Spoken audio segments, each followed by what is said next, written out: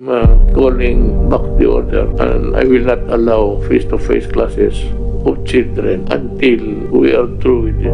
The COVID-19 pandemic brought millions of children, especially in our country, stuck in their own communities, unable to go to school and receive enough learning engagement from their teachers. The Department of Education may provide distance learning as an adaptive mechanism in this new normal and to show that nothing could hinder education. However, children like Enzo, a 4th grader, and Jasmine, a 5th grader of Malo Basin Elementary School, are more interested in playing in the street rather than scanning their own mojo. Luckily, our community has no records yet of COVID-19 cases, so they can go out and play as much as they want. So they're making use of the abundance of time brought to them by the suspension of face-to-face class. According to their teachers, Enzo and Jasmine are among the pupils in their school who still need further assistance despite their grade level. Their parents are worried because they are still not fluent in reading, and so as for me, who is silently observing them. And it's like a fate given to me by my NSTP course, the project I Wanna Read, the 30-day reading and comprehension challenge was created, in which one of its main goals is to challenge and encourage kids like Enzo and Jasmine to include reading in their daily activities and to divert their attention in improving their reading skills and comprehension, to which will be very helpful as they continue their distance learning. They have to attend our meetings every day, excluding Sundays, for them to read at least one story per day, and their comprehension is being assessed. They are to read Bisaya, Tagalog, and English reading materials, in which are all scheduled in different weeks of the implementation.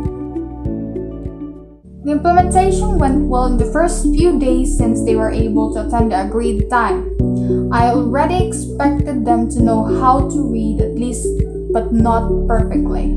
Hesitation and stutters are very much prevalent in the first week of the implementation. They seem to be not used to read anymore. There was a lot of mispronunciation and they're reading the words differently even though it was written in Bisaya. But then before they ended the week, they were able to adjust to the language and read efficiently. Their comprehension to the text they read was assessed before the end of every meeting, and it turned out well. However, when it was their time to read English stories, they can hardly understand the text unless I will read to them the story first. I also provided them meanings about the difficult words in the stories and let them construct it in a sentence. Although I encountered challenges like finding the right time wherein the three of us are all free, even though it's already nighttime, but I have to go to their houses to pitch them every day just for them to attend the meeting. However, you can definitely figure out when the kids you're teaching are learning and interested based on their gestures.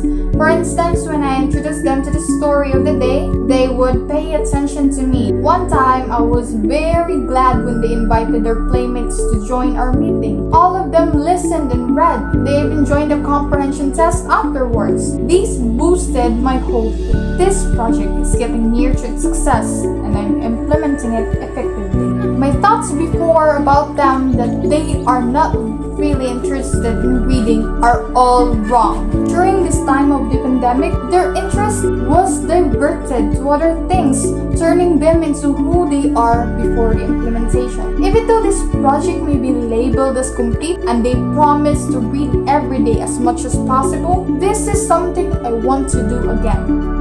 All the more I didn't expect that I will experience teaching as early as my first year in the Visayas State University. It's just very overwhelming to teach kids, and I realized that nothing is more fruitful than helping, you've helped someone. I was very thankful that I was able to apply the things that I've learned in my early years of studying professional education. So far, this is the most successful thing I've done, and I consider this as mission accomplished. Let's go! First step right left to my beat.